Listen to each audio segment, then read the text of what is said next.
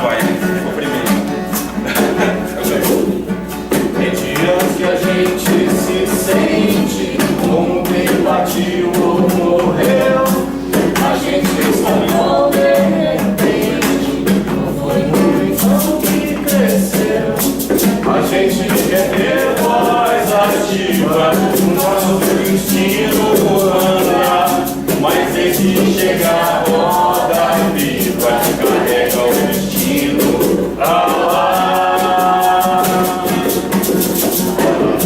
Roda gigante, roda moinho, roda avião. O tempo rodou num instante, a roda do meu coração. A gente vai contra a corrente até não poder resistir. Na volta do barco é que sente o tanto que dor de cumprir. E a gente cultiva a linda roseira guia. Mas é que chega a hora, vem carrega a roseira pra lá. Roda gigante, roda moinho, roda avião. O tempo rodou num instante, a roda do meu coração.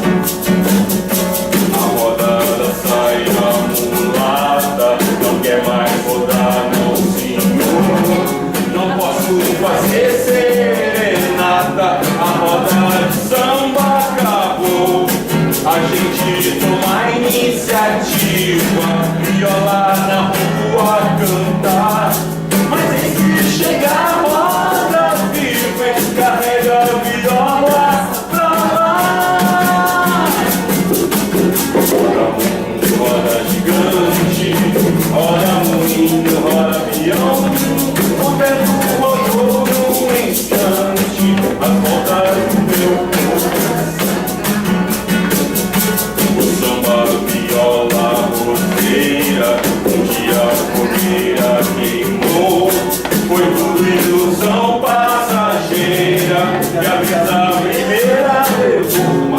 Veio a saudade cativa, faz força o tempo parar. Mas tem que chegar a roda viva e carrega a saudade pra lá. Roda gigante, roda moinho, roda avião. O meu rodou num instante, a roda do meu coração. Roda muito, roda gigante, roda moinho, roda avião. O vento rodou num instante, a roda do meu coração. Roda muito, roda gigante, roda moinho, roda avião. O vento rodou num instante, a roda do meu coração. Tá bom?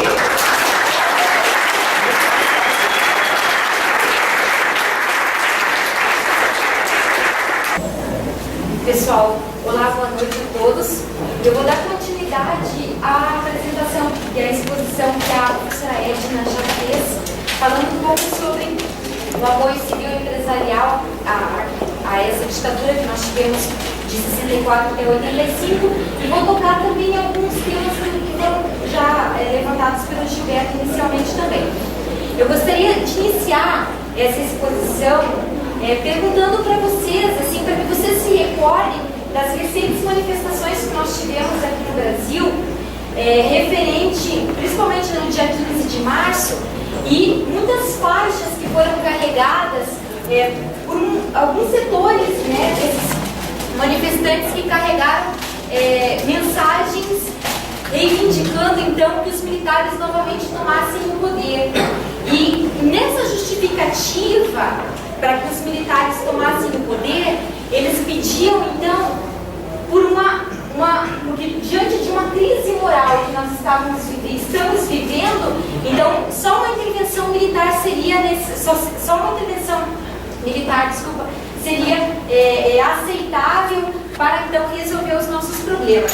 Então vocês podem observar nessa faixa, por exemplo, nesse cartaz, né, que diz assim: quem teme a volta dos militares são os corruptos ou bandidos. que os demais que lutaram em 64, que lutam hoje e reivindicam a tomada de poder pelos militares, eles querem, na verdade, acabar com a corrupção e moralizar o país. Então, essa tônica que aparece nesses discursos, nessas faixas, vocês devem se recordar de ter visto alguma coisa rodando, ou no Facebook, ou em imagens em jornal, certo? Por favor, Lucas, você passa para o próximo slide. Tem outro cartaz aqui, que mostra, então, né, a população carregando também uma faixa pedindo a intervenção militar já, e dizendo: o Brasil exige ordem e progresso. Então, vejam que associada a essa ideia de uma intervenção militar, reivindicada nesse momento, estão associadas à ideia de moralidade, de combate à corrupção, de ordem e de progresso. E diante disso, então, o que eu vou tratar mais especificamente na minha fala vai ser sobre corrupção.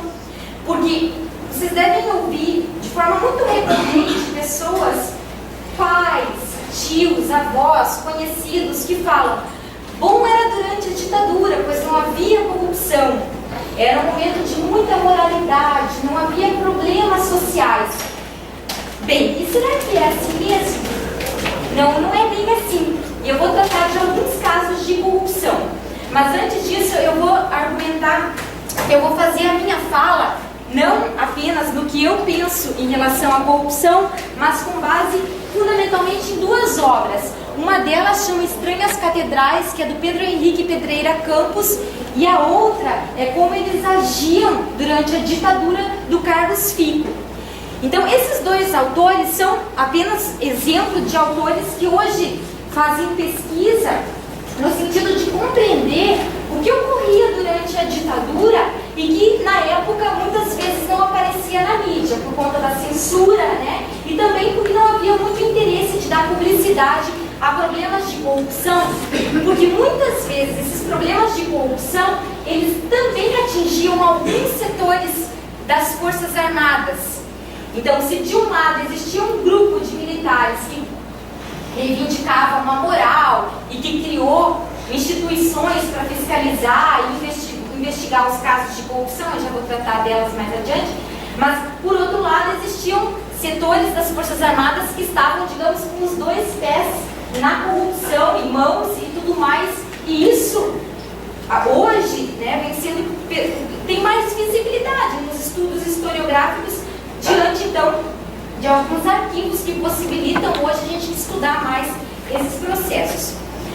Segundo o Carlos Fico, historiador, nesse livro, né, Como Eles Agiam, ele discute o seguinte, que os setores militares da época, e também não só os militares, alguns setores empresariais ligados fundamentalmente ao IPES e ao IBAD, que eram essas instituições que a Edna citou, criadas por setores empresariais, civis, com muito dinheiro, né? Eles tinham muito dinheiro para fazer campanha e desarticular, por exemplo, e desestabilizar o governo de João Goulart, propondo então um golpe militar naquele período, né? no pré-31 de março.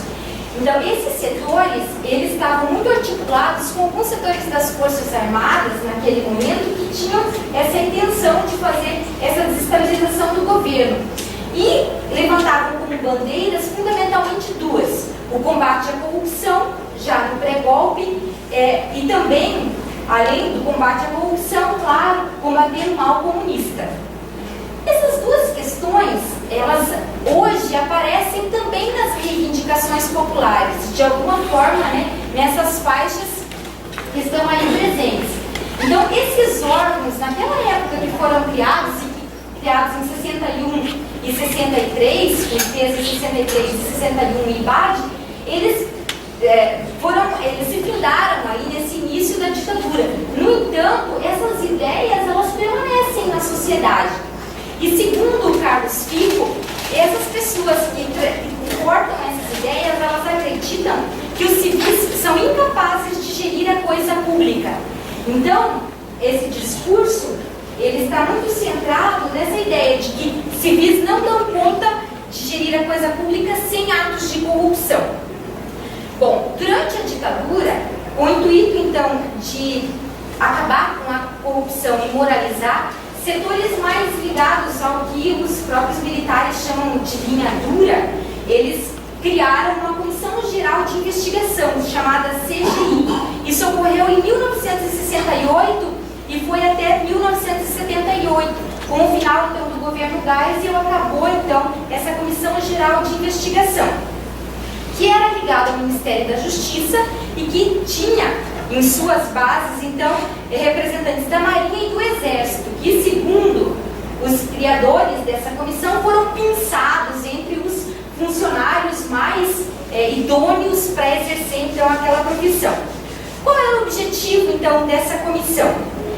Era de investigar as ações de corrupção de funcionários que trabalhavam em empresas públicas no Brasil e praticavam corrupção. Eles então seriam investigados e, caso comprovasse enriquecimento ilícito, eles seriam então responsabilizados dos seus bens confiscados. Entre 1968 e 1973, os integrantes dessa comissão produziram cerca de 1.153 processos. Desse conjunto, 1.000 foram arquivados pela própria comissão. 58 foram transformados em propostas de confisco de bens por enriquecimento ilícito e 41 foram alvos de decreto presidencial. Por que eles não tiveram muito êxito dentro dessa comissão? Porque eles tinham problemas de várias ordens, citadas então por esses estudos. Entre elas, falta de recurso, dificuldade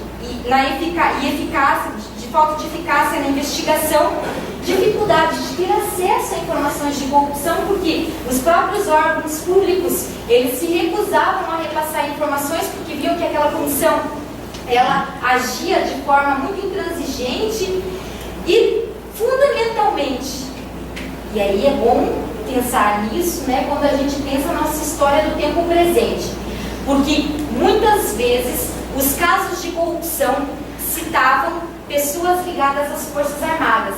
E para não ferir a corporação, eles preferiam arquivar os casos, então, investigados, para não externalizar, então, o problema que a corrupção atingia também as Forças Armadas. Que, naquele momento, tinha todo um discurso de que eram os responsáveis, um discurso, uma propaganda em torno das Forças Armadas, de que estariam moralizando o país, diante, então, da ameaça comunista, diante da ameaça subversiva.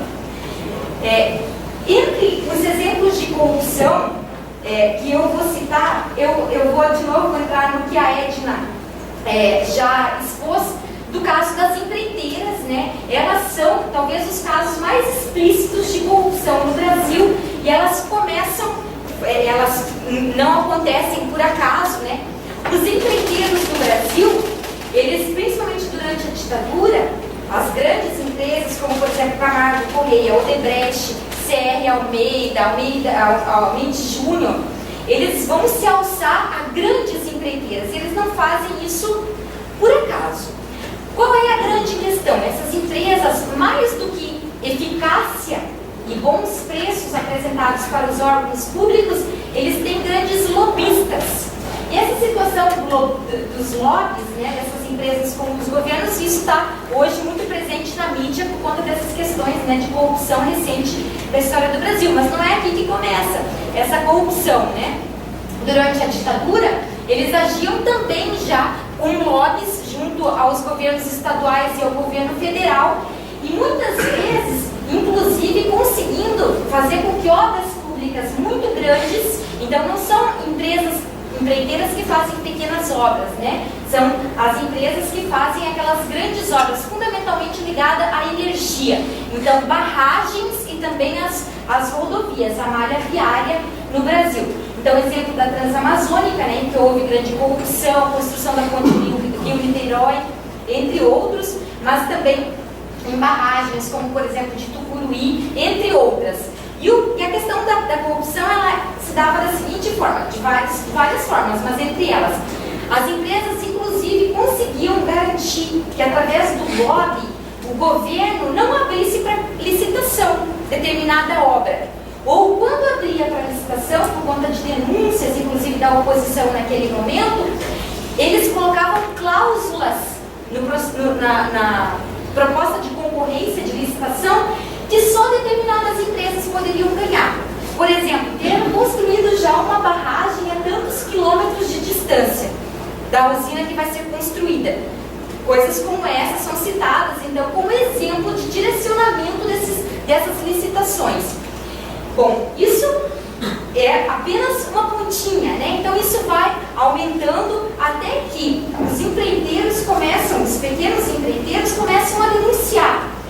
Mas diante das denúncias, o governo federal, ele não muda a sua forma de agir. Ele continua dando a essas grandes empreiteiras ganho na maioria das licitações. E aí, cada vez mais elas vão ganhar com esse sistema, que é um sistema corrupto.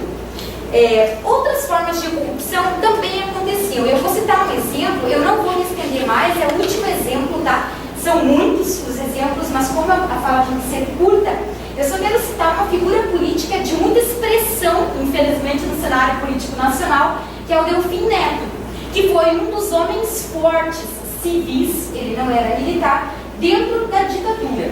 Então, por todos os anos da ditadura, ele se alternou entre cargos, por exemplo, nos principais ministérios, planejamento, agricultura, mas ele também foi embaixador do Brasil na França, no início da década de 70. E quando embaixador do Brasil na França, o Delfim Neto foi acusado, através de um relatório de um funcionário público chamado relatório Saraiva, ele denunciou a corrupção do Delfim Neto, que exigia 6% de todos os contratos feitos com a empresa, 6% ele exigia que fosse pago, então como quota parte pelas empreiteiras depositadas. Enquanto o próprio Delfim Neto, entre outros políticos, e deveria ser depositado em conta na Suíça. Esse esquema foi denunciado na época, no entanto, no Brasil, foi denunciado inclusive na Assembleia, no entanto, não resultou em nada, nem em investigação, e inclusive o próprio Figueiredo, que foi um dos denunciantes na época, quando do escândalo, quando assumiu o cargo da presidência da República, nomeou o Delfim Neto como ministro, um dos seus ministros. Então, para vocês observarem que essa questão de um discurso de moralidade está muito relacionado a esse período de ditadura civil-militar no Brasil, que ele não é exatamente conexo com a realidade da época. Por que não é exatamente conexo com a realidade da época? Porque são vários os casos que têm provas de que existia corrupção, no entanto não foram investigados, e os próprios militares que estavam no comando fizeram vista grossa e não puniram, então, esses corruptos. Bem, diante dessas questões, o que eu gostaria, Lucas, que você adiantasse um pouquinho mais, eu vou fazer uma relação, pode passar mais um, que, como a Edna já falou, aqui mesmo. Mais recentemente, no ano de 2011, também, diante das construções do PAC, do Plano de Aceleração, né, que foi, então, executado no Brasil, houve participação também das Forças Armadas em algumas dessas obras. E em duas delas existiu o PAC também das Forças Armadas, que chama PAC, desculpa, eu esqueci. Ele era um programa de aceleração para compra de materiais para as Forças Armadas também.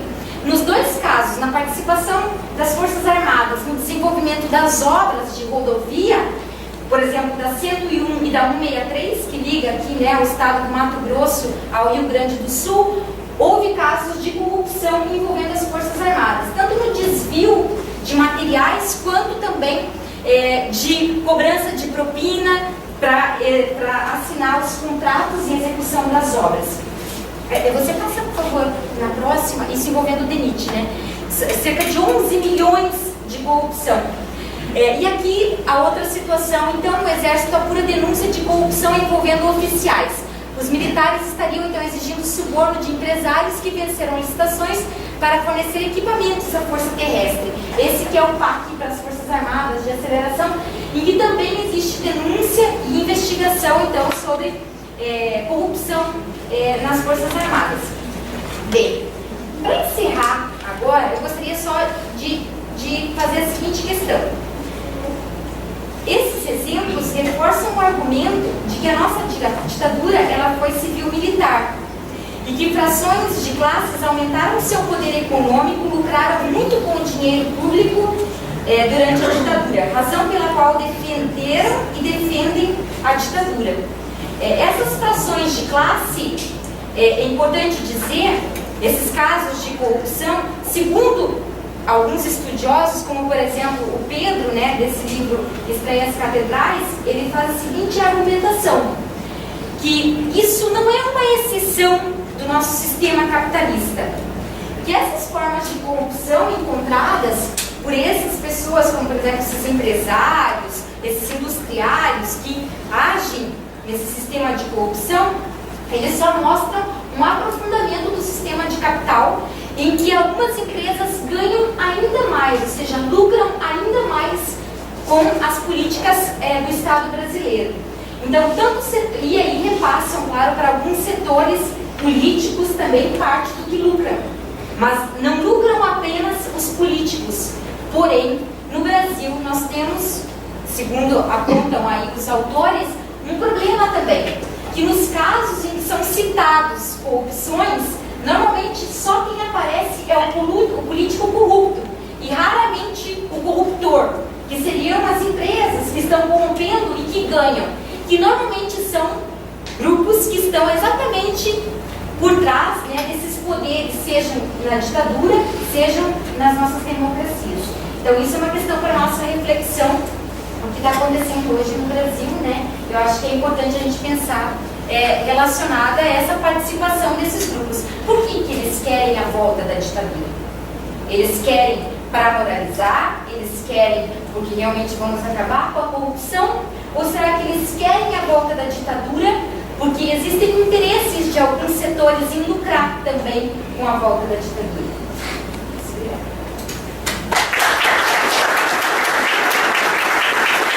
Agora a Sara vai apresentar um poema e logo em seguida o Tomás vai fazer uma fala para nos trazer um pouco mais para a nossa realidade aqui do oeste do Paraná. Ele já vai entrar falando então sobre uma questão que deve ter ficado para vocês.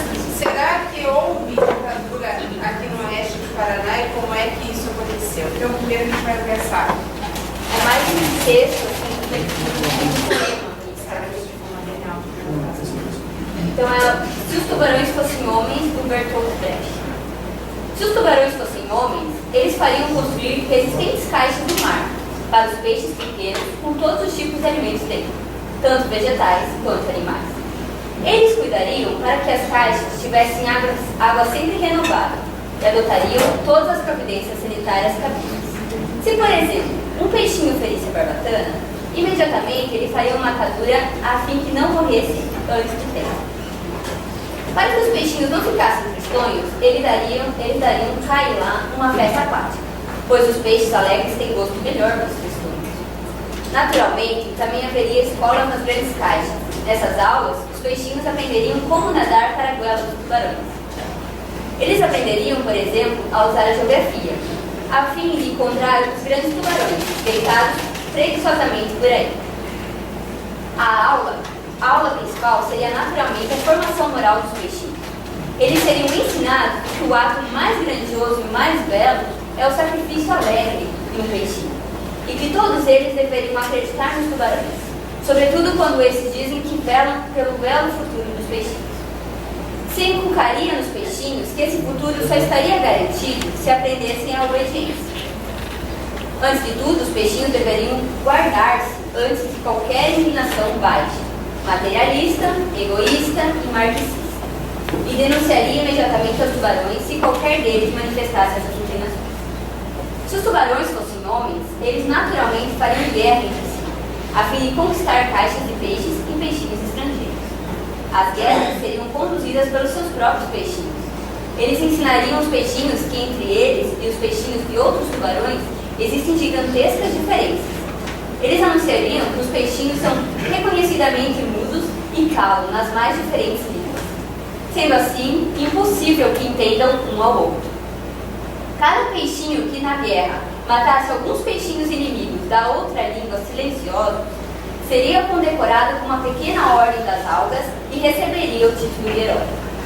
Se os tubarões fossem homens, haveria entre eles naturalmente também uma arte. Havia belos quadros, nos quais os dentes dos tubarões seriam pintados em vistosas cores e suas goelas seriam representadas como inocentes barcos de recreio, nos quais se poderia brincar magnificamente. Os teatros do fundo do mar mostrariam como os valorosos peixinhos nadam entusiasmados para as goelas dos tubarões. A música seria tão bela, que os peixinhos sob seus acordes, a orquestra na frente, entrariam em massa para as goelas dos tubarões sonhadores e possuídos pelos mais agradáveis pensamentos. Também haveria uma religião ali. Se os tubarões fossem homens, ela ensinaria essa religião que só na barriga dos tubarões é que começaria verdadeiramente a vida. Ademais, se os tubarões fossem homens, também acabaria a igualdade que hoje existe entre os peixinhos. Alguns deles obteriam cargos e seriam postos acima dos outros. Os que fossem um pouquinho maiores poderiam inclusive comer os menores. Isso só seria agradável aos tubarões, pois eles mesmos obteriam assim mais constantemente maiores bocados para devorar. E os peixinhos maiores, que deteriam os cargos, velariam pela ordem dos peixinhos, para que esses chegassem a ser professores, oficiais, engenheiros da construção de caixas e assim por diante. Curto e grosso, só então haveria civilização no mar, se os tubarões fossem homens.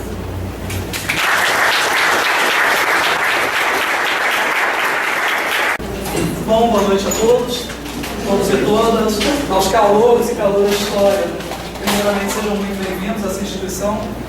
Bom, no momento, dando continuidade a esse trabalho, vou falar um pouco sobre a ditadura no oeste do Paraná, dando continuidade a esse trabalho e também focando um pouco nos recentes esforços que vêm sendo feitos por nós, que nós presenciamos e participamos, no que diz respeito à construção de uma memória sobre a resistência e a repressão no oeste do Paraná, os esforços que vêm sendo feitos pelo recém-criado Comitê de Memória, Verdade e Justiça do Oeste do Paraná, do grupo de pesquisa de ditadura no Oeste do Paraná, que tem aqui na UniOeste, do qual eu sou vinculado, professora Carla, professor Gilberto, e toda mais uma série de pesquisas que tem como objetivo evidenciar, trazer problematizações sobre a resistência, sobre a repressão que houve no Oeste do Paraná. Bom, como a professora Carla já adiantou, um dos principais problemas, quando a gente vai tratar não só da ditadura no Oeste do Paraná, mas na ditadura em várias outras regiões mais interioranas do país, mais provincianas, seria na questão da, houve realmente ditadura nessas regiões? A repressão chegou a essas regiões? Ou será que nessas regiões foram permeadas por foram permeados pela paz, pela harmonia, não houve repressão, não houve resistência? Até hoje nós tendemos a pensar isso, que a resistência e a repressão no momento da ditadura foi algo restrito aos grandes centros. Não, teve ditadura só no Rio de Janeiro, teve ditadura em São Paulo, em Porto Alegre, em Salvador, não teve ditadura no oeste do Paraná, no oeste de Santa Catarina, no interior do Rio Grande do Sul. E esses recentes esforços que vêm sendo feitos, tanto do Comitê de Memória, Verdade e Justiça, do grupo de pesquisa de ditadura no oeste do Paraná, vem provar justamente o contrário, que na nossa região teve ditadura, teve repressão e teve resistência. Tanto essa repressão quanto essa resistência tiveram caracteres extremamente peculiares, devido justamente ao fato da gente viver numa região peculiar. Tanto a resistência teve um aspecto peculiar, quanto a repressão também teve esse aspecto peculiar. Primeiramente, a gente tem que levar em consideração qual que é a peculiaridade da nossa região. Socialmente falando, a gente tem que levar em consideração que a nossa região é peculiar pelo fato de, pelo menos desde a década de 1940, nós presenciarmos, nós temos diversos conflitos de terra nessa região. Conflitos de terra entre poceiros e fazendeiros, conflitos de terra entre trabalhadores rurais e as colonizadoras que vieram a se instalar nessa região, contra o grande capital que veio a se instalar nessa região, que veio a trazer diversos conflitos, que veio a trazer diversas mazelas sociais. Então, desde pelo menos a década de 40, existe toda uma série de conflitos pela terra aqui nessa região, entre colonos e fazendeiros, entre trabalhadores rurais e fazendeiros, e devido a isso, essa região foi muito peculiar no que diz respeito à resistência. Resistência essa que foi desenvolvida na época da ditadura, tanto por grupos revolucionários que se instalaram aqui nessa região. Aqui nós podemos citar, no caso, a minha pesquisa, justamente sobre o MR8, um dos grupos que se instalaram aqui nessa região, pretendendo desenvolver toda uma resistência contra a ditadura, fazendo um trabalho de base social com o campesinato que havia aqui nessa região. Nós temos o caso da VAR Palmares, que foi estudado, no caso, pelo nosso camarada Marcos Ferrari, que já concluiu o mestrado, inclusive. Ele veio a mostrar esse processo de desenvolvimento da resistência encabeçado pela VAR Palmares na cidade de Nova Aurora. E nós temos também outros grupos que foram reprimidos aqui nessa região, que foram desestruturados, que não atuaram necessariamente, mas que passavam por essa região e nesse processo acabaram sendo pegos, os membros deles acabaram sendo presos, acabaram sendo torturados. Nós podemos citar, nesse caso, a Operação Três Passos, que ocorreu lá por volta de 1965, a partir da resistência de um grupo de militares brizolistas que marcharam da cidade de Três Passos em direção ao norte do país, vieram marchando pelo norte e foram pegos em Santa Lúcia, no Paraná. No caso, não se trata de um movimento revolucionário em si, mas de um movimento resistente, encabeçado por brizolistas que lutavam pelo retorno da Constituição de 1946, a legalidade democrática de 1946. E nós temos também o caso da repressão ao grupo da VPR, Vanguarda Popular Revolucionária, que também não atuou nessa região, mas cujos membros foram presos aqui nessa região por volta de 1974, quando eles passaram da fronteira da Argentina para Foz do Iguaçu, no caso. Foram atraídos por uma emboscada no Parque Nacional do Iguaçu, mais precisamente na Estrada do Colono, e os 7 membros que fizeram parte dessa organização, desse pequeno grupo, foram lá assassinados, e até hoje ninguém sabe onde se localizam os corpos dessas vítimas. Bom, como já pôde ser visto, ocorreu essa repressão aqui nessa região, ocorreu toda uma série de resistências aqui, a ditadura aqui nessa região, e ela foi encabeçada principalmente por diversos órgãos repressivos que haviam aqui nessa região. Nós podemos citar, por exemplo, a existência do DOPS em Cascavel, Delegacia de Ordem Pública e Social, onde era mandado a maioria dos resistentes que caíam nas mãos da repressão, eram mandados para a delegacia, onde começava a ser desenvolvido um processo contra eles, onde começavam a ser feitos os IPMs. Nós podemos citar o 1º Batalhão de Fronteiras em Foz do Iguaçu, onde diversos militantes foram presos, foram torturados. E existe também toda uma série de órgãos que foram se desenvolvendo. E como aqui teve uma resistência peculiar, também houve uma repressão peculiar. O que tem de peculiar na repressão que ocorreu nessa região? Justamente o fato dessa repressão ser desenvolvida não só pelos órgãos institucionalizados, digamos assim, mas também em parceria com os setores mais conservadores dessa sociedade. Justamente esses fazendeiros, esses colonos que possuíam, trabalhando para si, jagunços, matadores. Houve justamente aqui nessa região essa ligação entre órgãos de repressão, entre jagunços. Isso na repressão a diversos, não só esses movimentos revolucionários, mas também há movimentos resistentes que atuaram aqui nessa região. Movimentos resistentes de poceiros, movimentos resistentes de trabalhadores rurais. Quando a gente vê, por exemplo, o caso do massacre que ocorreu na Fazenda Mesquita, lá em Santa Helena, a gente pode ver justamente a ligação entre a polícia civil, a polícia militar e os jagunços na repressão a esses trabalhadores, a esses colonos.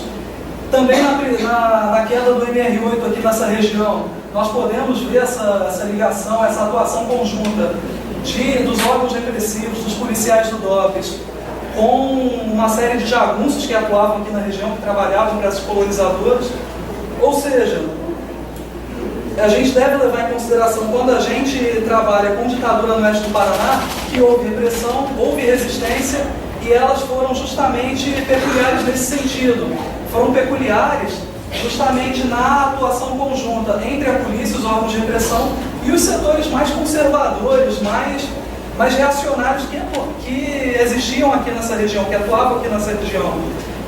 Isso tudo a gente pode até relembrar aqui um pouco da fala do professor Gilberto, um pouco da fala da Edna, da Selma, quando eles falam que o golpe de 64, a ditadura que foi instaurada, ela não foi um acidente histórico. Ela teve toda uma base social, ela foi ligada a setores do empresariado, foi ligada a toda uma série de classes sociais específicas que tinham interesse no desenvolvimento, na permanência dessa ditadura. E aqui no caso nós podemos ver justamente isso. Essa ligação da ditadura com as colonizadoras, com os fazendeiros, ou seja, havia toda uma base social, toda uma série de grupos que favoreciam a atuação da ditadura e que necessariamente eram favorecidos no sentido de ter um auxílio da ditadura no que diz respeito à repressão a movimentos contestadores, tanto movimentos revolucionários quanto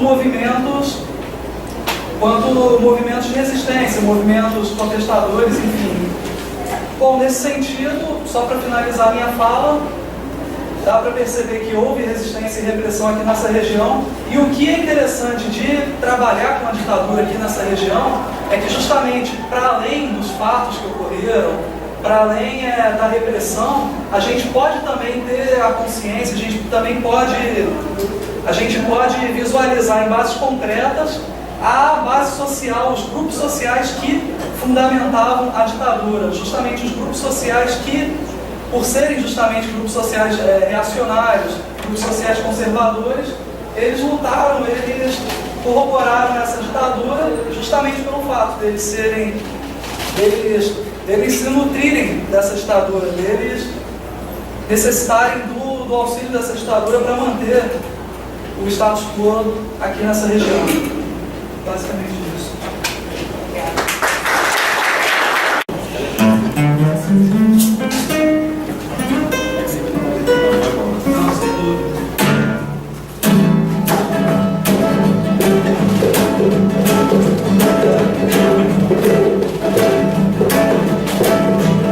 Chegou em casa de 63 e da porta ele gritou orgulhoso: agora chama a nossa vez. Eu vou ser o maior, comprei um 5 cachambó. O inverno veio invertir o meu namoro no jardim, mas a gente fugiu e de noite numa fissura que não tinha fim. Na garagem da vovó tinha um banco de 5 cachambó, fazendo 5 cachambó, fazendo 5 cachambó, fazendo 5 cachambó, fazendo 5 cachambó. Meu pai comprou um carro, ele se chama 5 cachambó.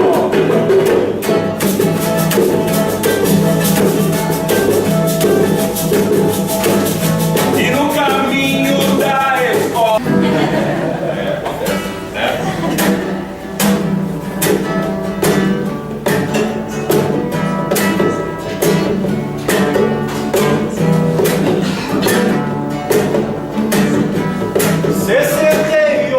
Foi lá, plena ditadura, plena resistência, plena tropicália, plena confusão.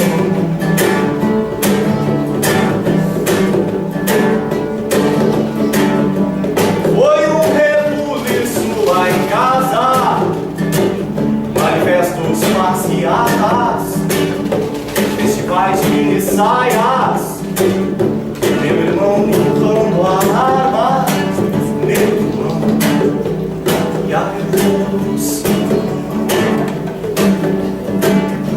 estava por chegar, tão certo como vem, sempre vem, pensa nas histórias infantis, difícil de aceitar. O mal tem o poder de escrever a história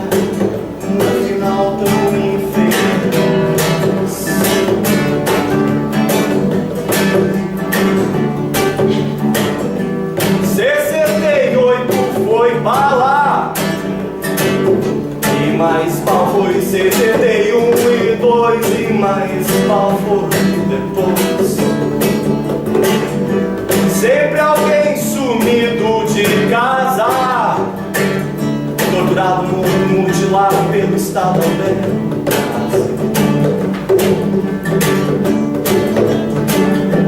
Boiando no Rio da Prata, guerrilheiros, jornalistas, marinheiros, padres e bebês. Boiando no Rio da Prata, visto num jazigo vago, ou no Morro de Santiago, ou jogado numa vala comum. 68 foi bala, sempre alguém sumindo de casa, sempre alguém, meu irmão. E a revolução, difícil de contar, mais fácil de entender a razão e a hora de entender o ideal. Se eu fosse te dizer o que há em mim de ter, meu irmão, a glória é uma história sem fim. Mas duro é perceber, se eu fosse te falar do Brasil de agora, que seria tão igual. Miséria, doença, polícia brutal, luxúria, mentira, autoridade sem moral.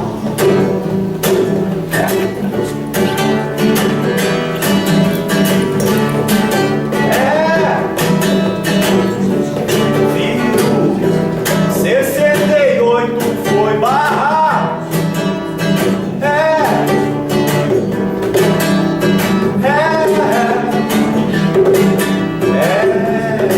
Como é 2015.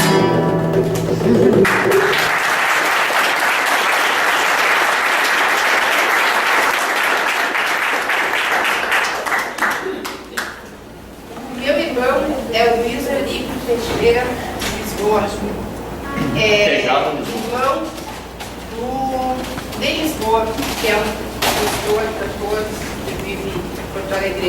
Ele era militante da Ação Libertadora Nacional, aquela, de Marighella. Ele desapareceu em 2 de setembro de 1972. Luiz Eurico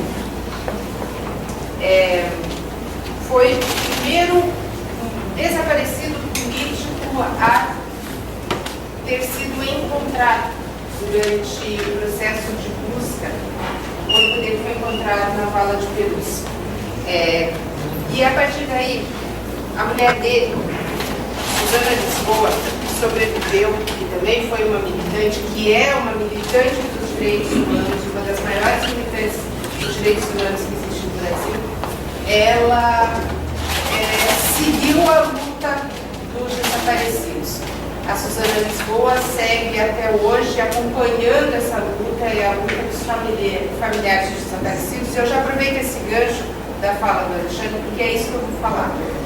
Cabe a mim agora tentar falar para vocês o que vem a ser memória, verdade e justiça, porque que isso é parte da nossa história. Vocês ouviram falar do encerramento da Comissão Nacional da Verdade. Vocês devem ter se perguntado de onde vem isso, por que aconteceu uma Comissão Nacional da Verdade no Brasil. E eu acho que é muito importante a gente deixar muito claro o que aconteceu, porque existe no Brasil fortes movimentos sociais da memória. E esses movimentos sociais da memória são movimentos sociais de pessoas organizadas que têm lutado pela memória histórica, pela memória que envolve todos aqueles mortos e desaparecidos, todos aqueles torturados, todos aqueles que perderam seus empregos, todos aqueles que perderam suas terras durante a ditadura militar no Brasil, a ditadura civil militar no Brasil. E aí eu queria falar brevemente, isso não começa em 2011 com um decreto que define a constituição da Comissão Nacional da Verdade. Isso começa lá nos anos 70 com a Comissão Justiça e Paz de São Paulo, criando um grupo que vai dar auxílio para exilados, que vai dar auxílio para pessoas que estão sendo perseguidas, principalmente gente vindo da Argentina, gente vindo do Uruguai, gente vindo do Chile, e que vai encontrar abrigo ali, que vai começar a se formar um acervo, e esse acervo vai constituir aquilo que a gente vai conhecer depois como Brasil Nunca Mais, o projeto do Dom Paulo Evaristo Aires. Então, esse é um primeiro momento importantíssimo. Um segundo momento importantíssimo é a formação do grupo Tortura Nunca Mais. O grupo Tortura Nunca Mais começa no Rio de Janeiro, com a Cecília Coimbra e com outras bravas lutadoras, Vitória Grabois e outras, que fazem a luta da busca pelos seus desaparecidos e começam a enfrentar de frente um Estado que é um Estado que está recuperando os torturadores e colocando os torturadores no Estado públicos e não faz nada contra esses torturadores. Então esse é um segundo momento para a gente recuperar. Eu recomendo vivamente que vocês assistam um documentário chamado Memórias para Uso de Arma.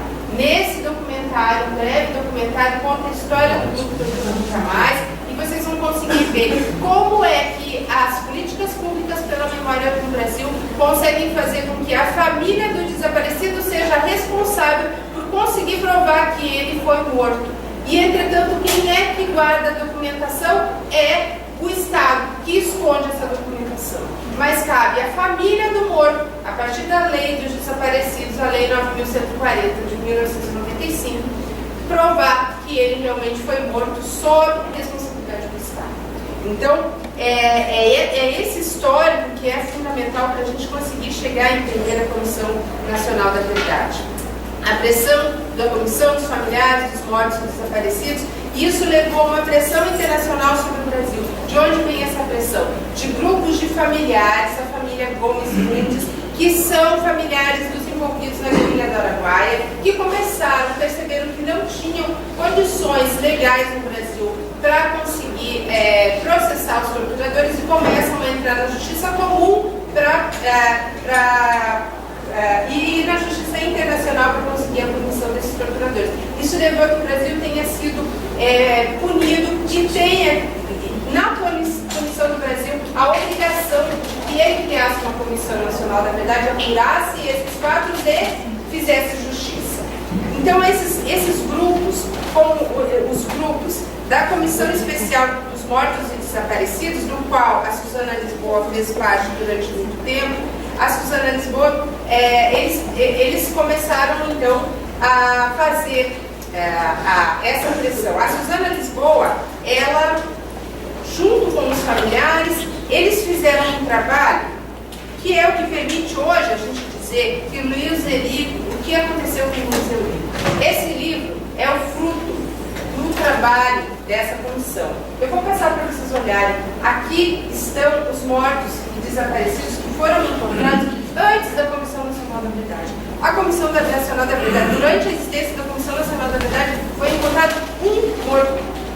Foi feito o reconhecimento de um desaparecido. Não que não seja importante isso, mas é para a gente recuperar a importância desses lutadores que vêm fazendo o movimento social da memória no Brasil.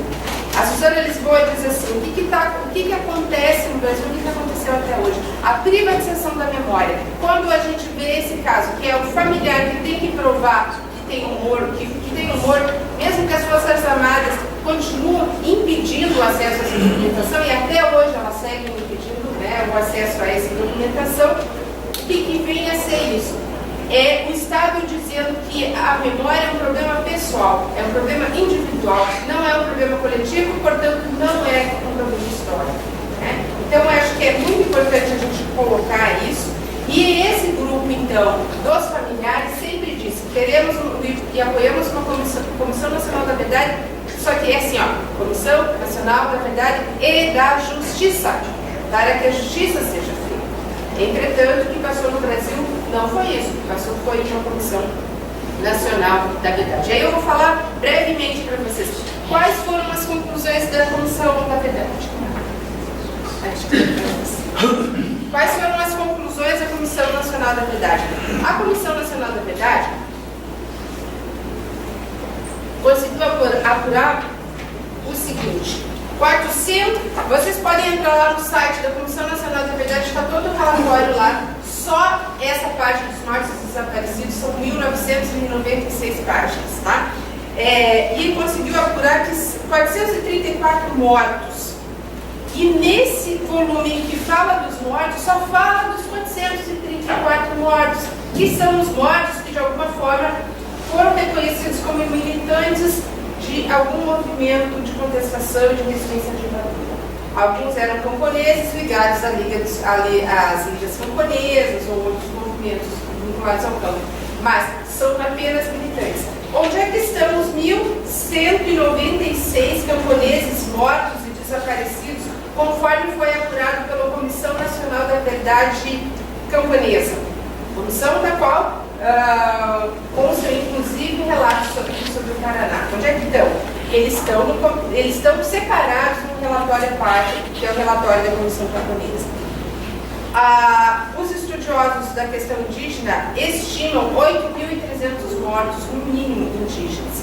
Eles não entram nesse ponto desse grande resultado da Comissão Nacional da Verdade, apresentou dos 434 mortes, que são os mortos que já tinham sido apurados pela Comissão Especial dos Mortos e Desaparecidos. Tá. Bom, onde é que eu quero chegar? Qual é a verdade que a Comissão Nacional da Verdade apurou? Ela apurou efetivamente uma verdade, que passa a ser completamente irrefutável a partir dela, é que houve tortura na ditadura. A tortura foi um ato sistemático, organizado, praticado a partir do Estado brasileiro, sob a égide do Estado brasileiro. Essa é a grande verdade que está estabelecida. Para vocês pode parecer, mas isso todo mundo já sabia, pode parecer uma questão menor. Não é uma questão menor. Até pouco tempo atrás, em 2013 ainda, se a gente pegar o Carlinhos Metralha, que foi um dos torturadores, aqui, esse documento, o Babilhão, a voz dos presos políticos, é o primeiro documento publicado no Brasil. Publicado não, mas é o primeiro documento de presos políticos durante a ditadura ainda, que começaram a denunciar quem eram os seus torturadores, quais eram os métodos de tortura.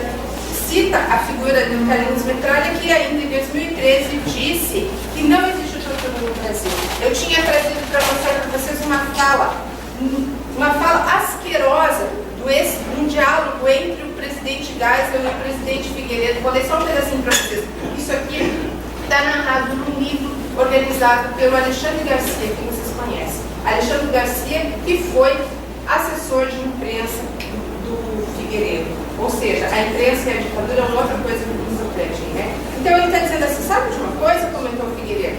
Uma vez eu e o Geisel pescávamos no Lago Paranoá e ele me recomendava: olha, Figueiredo, temos que acabar com esse negócio de tortura. Você tem que me prometer que no seu governo vai fazer o que eu fiz em São Paulo.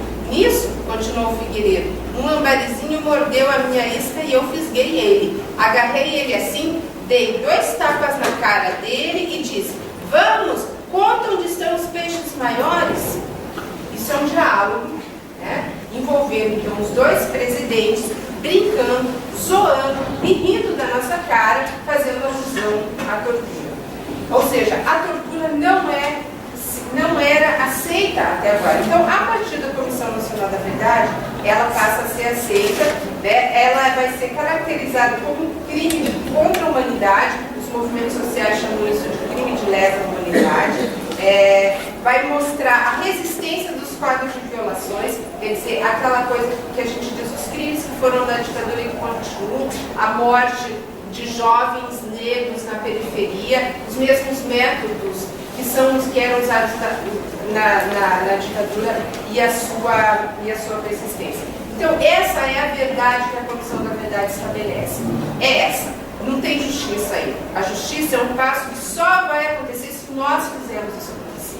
Nós, que eu digo sociedade, nós que digo comitê, nós que eu digo pessoas que estão preocupadas com isso. A gente pode dizer, tem lá umas recomendações, né? Uma coisa muito importante é dizer que não deve ser usada a autoanistia, como os militares fazem até hoje para continuarem inimputáveis, e algumas coisas que mas são todas elas recomendação.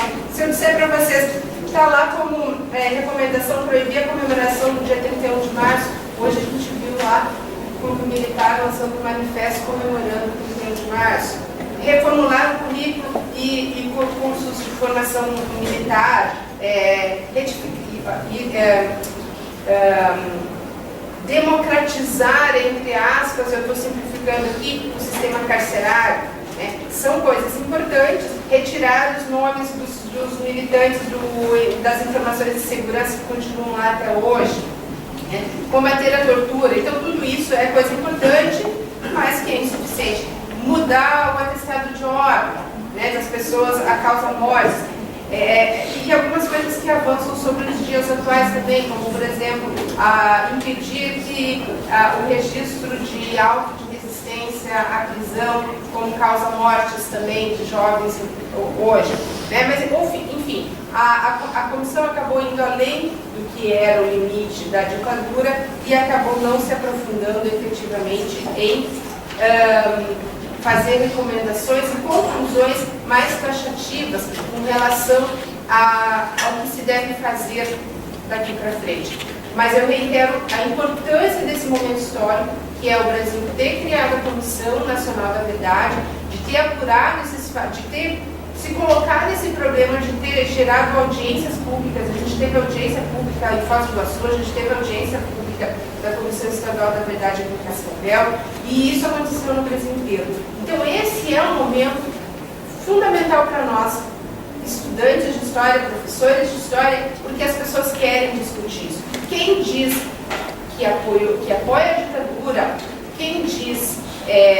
não estou falando daquelas pessoas que saíram pelas ruas no dia 15, mas eu estou falando do vô, da avó, do tio, da mãe, do pai, que diz que na ditadura era melhor. Eu posso apostar para vocês que eles não sabem do que estão falando quando qualificam o que foi. E é esse o nosso papel, qualificar o que foi a ditadura, dizer o que foi a ditadura.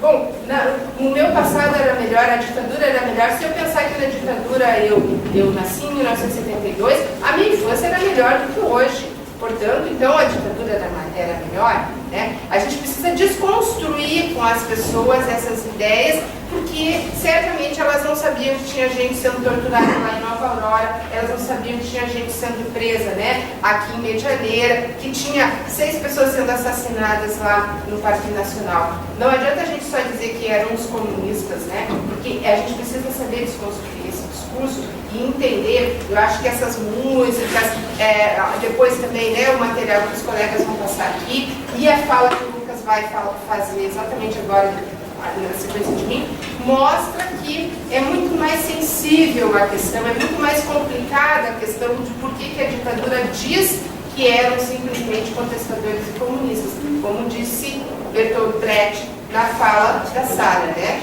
Seus tubarões, né? São os tubarões, e como é que os tubarões